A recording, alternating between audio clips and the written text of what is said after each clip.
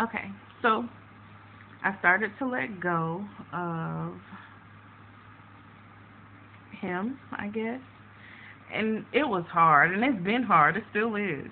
It still is hard. Until today, it's tough because I don't want to let go of my marriage.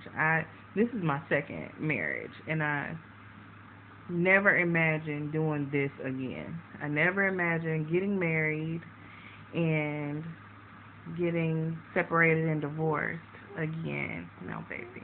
No, no. No, no. You got it anyway, huh? I never imagined it. So the more I thought about that, the more I was just like, let's just pick this back up and start over. And the more I felt like that, the more he pulled away. But then later, I found out why. So he had some other stuff going on that I've just not so long become aware of. I don't know the extent of it, but it doesn't matter. It's going on. So I'm dealing with that. In the middle of all this, the move, the being forced to let go of my marriage, my grandmother passes away. So my grandmother had been having some issues with congestive heart failure.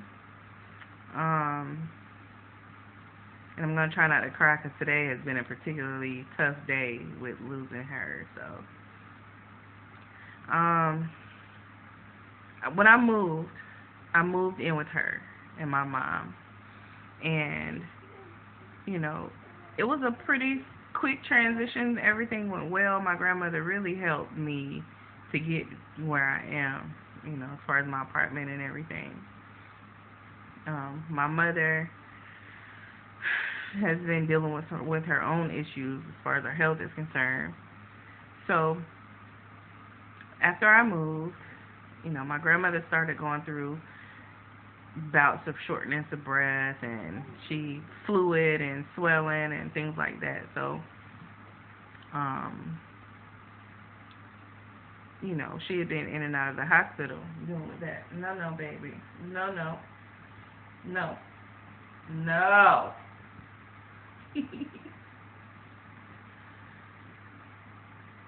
I am sorry. I'm so distracted. She is so busy and she's into everything. And she's not even walking yet. So, um, but yeah. So, uh, January 1st, New Year's Day. Of course, every year I get a New Year's. My grandmother will call me and make up some song saying Happy New Year to everybody, but she'll call me and leave it on my voicemail or sing it to me if I answer. And same thing this year. She called and said Happy New Year, and you know, because it was the usual. I went through all my messages. I had a lot of messages, and I deleted them all. Um, January 2nd, I get a phone call from my brother, and my brother says, "Well, hey, they're rushing grandma to the hospital. Um, they said she wasn't breathing," and I was like, "Oh well, she hasn't been breathing well, so I assume that's what they mean. So I'm sure she's fine." And so he calls back and he said it doesn't sound good. Ma said she wasn't breathing. So I get to the hospital and a friend rides with me to the hospital to help watch my daughter while whatever was going on. And so I get there and I'm looking around and my family is there and I'm like, well, what's going on? What happened? Nobody would talk to me. So I'm like, well, is somebody going to tell me something? Nobody will really talk to me or anything. So I get to go in the back. And I go in the back, and the lady leads me to the room where my grandma is. And I go in, and everybody stands up and just looks at me. And nobody's saying anything. And I'm like, somebody please say something. I'm going to go ahead to the next part. Um, the next part should go fairly fast, I guess. But, okay. Okay. So I go into the room, and no, baby, no. She's looking at my phone, ready to get it. You're not getting it. So I go into the room, and nobody says anything. And I said, somebody say something. And my aunt just started crying. And I just said, oh, no, don't tell me. Because I just assumed that maybe she'd be in the hospital, same stuff as before. My grandma was gone. And I'm in there, and she's on the stretcher with, she was still intubated, but the bag wasn't attached to it. And she was gone. And what is the problem? So I broke down. I could not believe that my grandmother was gone, and it was unexpected. My grandmother was an old lady. She wasn't old. She was 75. She was an older lady, but she was spunky. She was gone unexpectedly. She was on her way to a doctor's appointment. She walked up. My grandmother could not walk without assistance.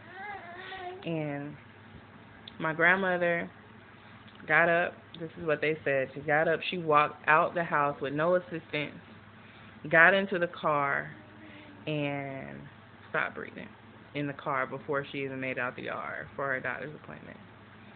So after all the other stuff, then I get that major blow. So as a family, it's preparing for the funeral and everything. The funeral day actually rolls along. There's a few people in my family. It was coughing and sniffling and things like that. They had a flu, had colds.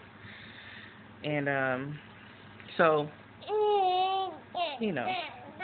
we just assumed that, everybody had a little cold. It was January. And my mother started getting sick.